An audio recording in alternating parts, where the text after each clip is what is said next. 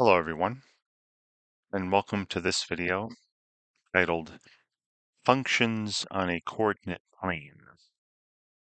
In this video, I'm going to be working through several examples taken directly from the adaptive practice at a website called ck12.org, and I'm in their Algebra 1 text. All right, so here I am in the adaptive practice from ck12.org called Functions on a Coordinate Plane. I'm going to be working through the first 5 of these 10 practice problems. I'll leave the rest for you to do on your own time. And of course, after you're done with those 10, you can go back in and work and practice to your heart's content after that. All right, so in the first example, and as I would say in every video, when I start a new example, pause the video, try to work it out yourself before watching me do it. So in this first example, we're asked to find the intercept for the function y equals x squared. All right, so we have y and x are the variables here. We're working in the coordinate plane, the xy coordinate plane. So I will describe that really quickly here to you. All right, the xy coordinate plane is made up of 2 axes. You have a horizontal number line. Typically, the horizontal number line is referred to as the x-axis.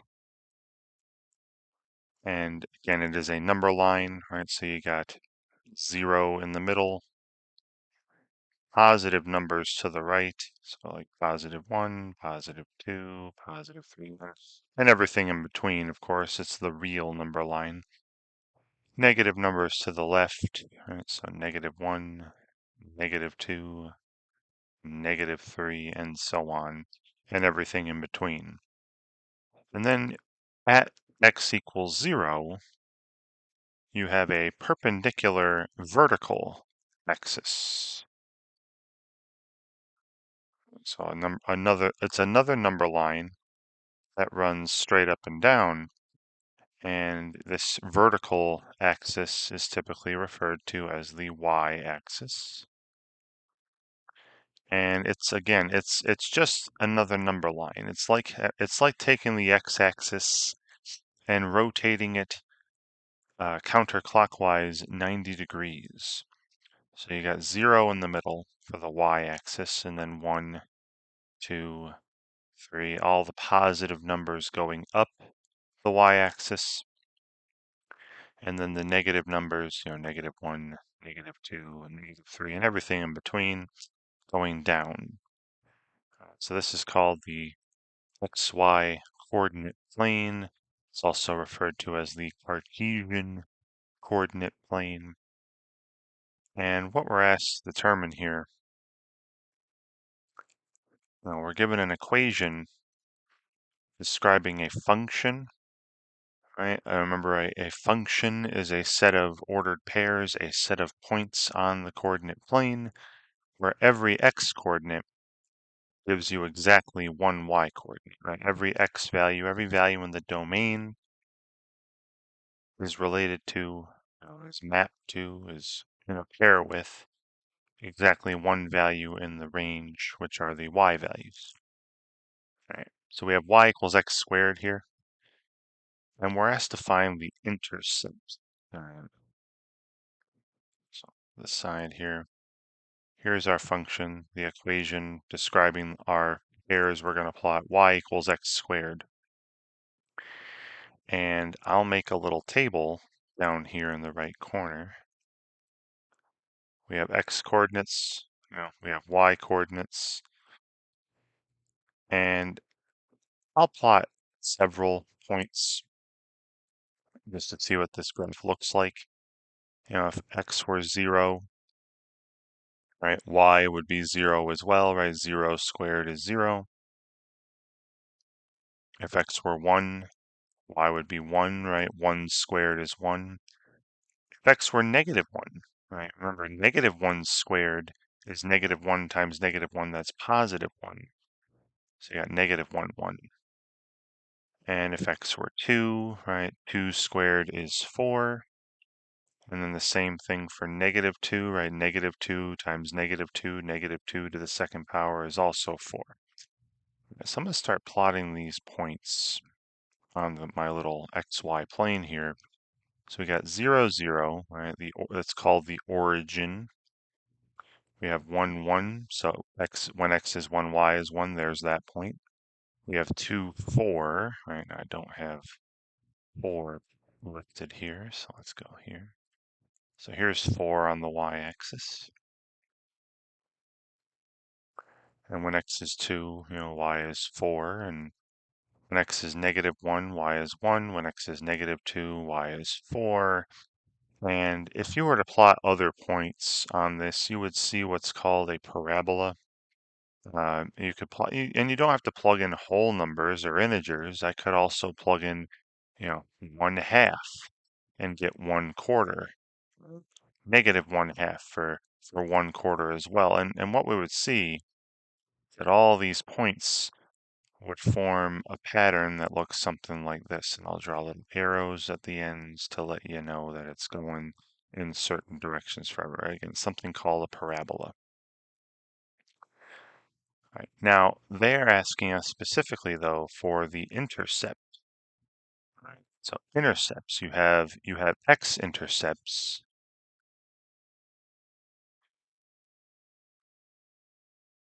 Right. X-intercepts, oops, sorry, this is x-intercepts. X-intercepts look like this. There's some x-coordinate. It's any point on the x-axis.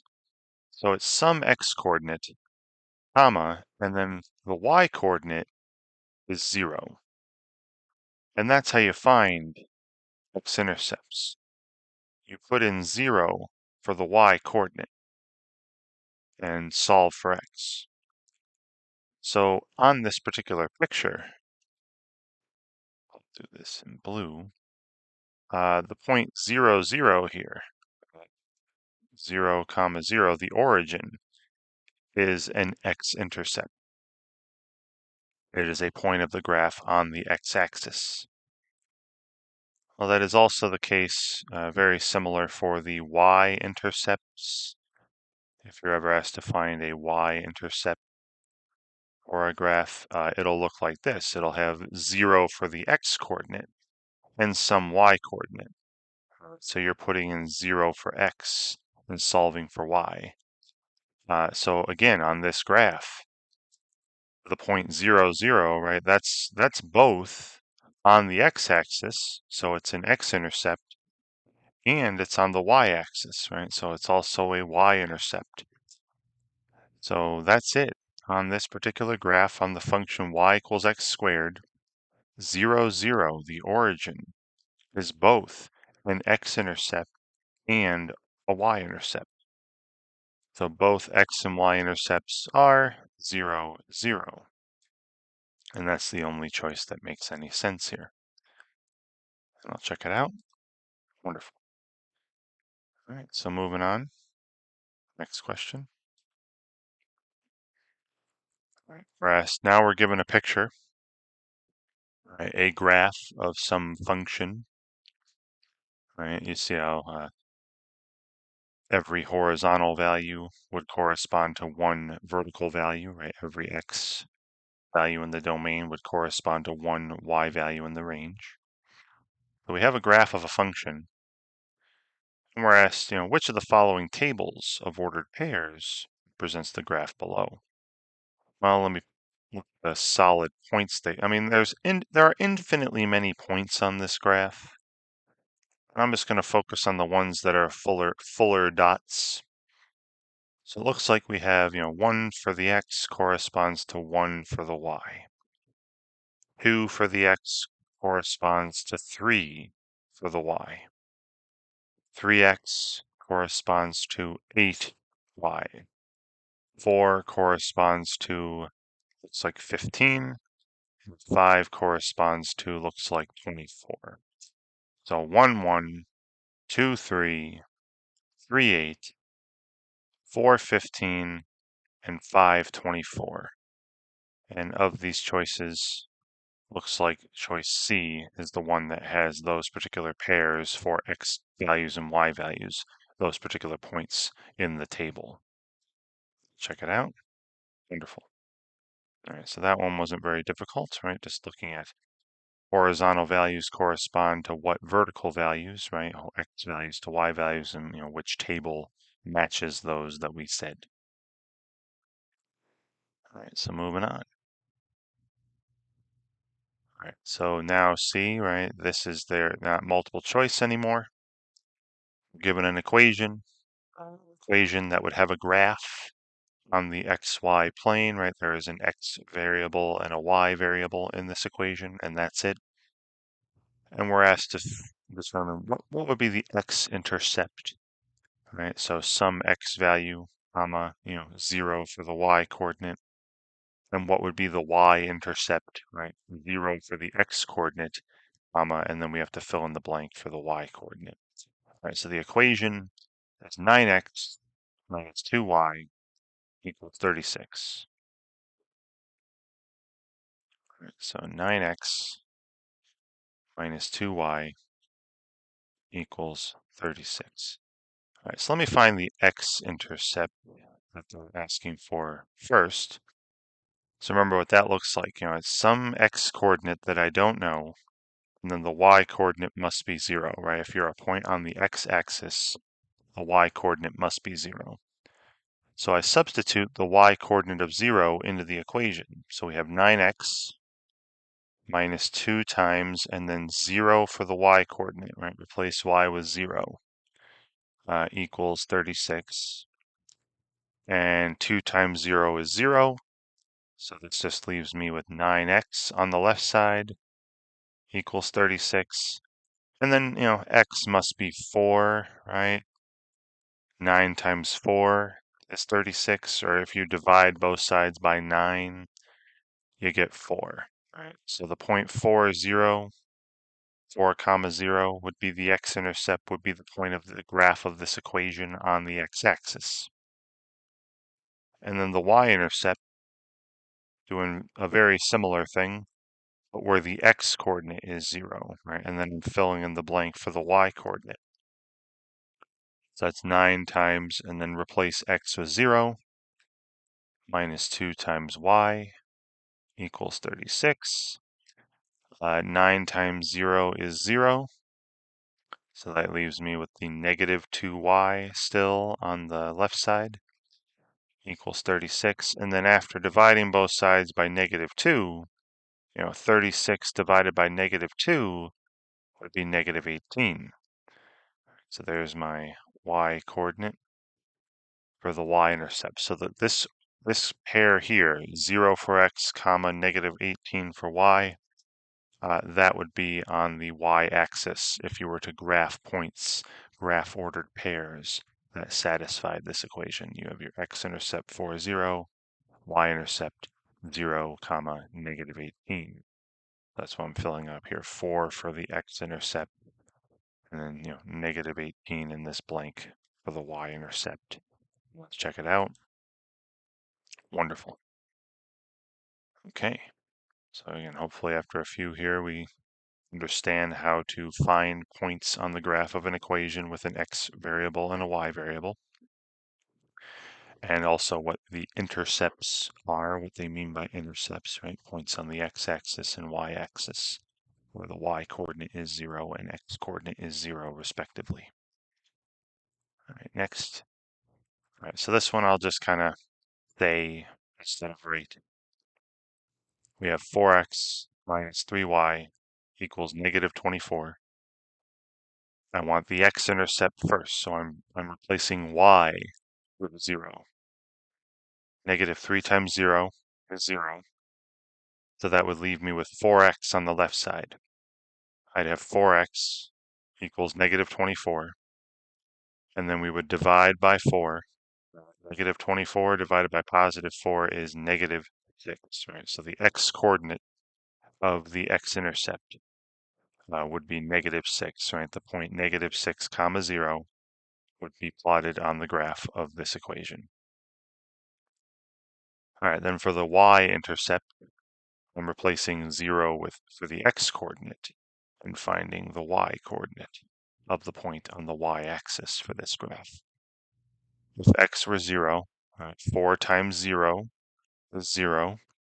That leaves me with -3y on the left equals -24 on the right. Dividing both sides by -3 would leave me with y alone, and -24 divided by -3 would be, +8. So 0, comma, +8 for the y-intercept.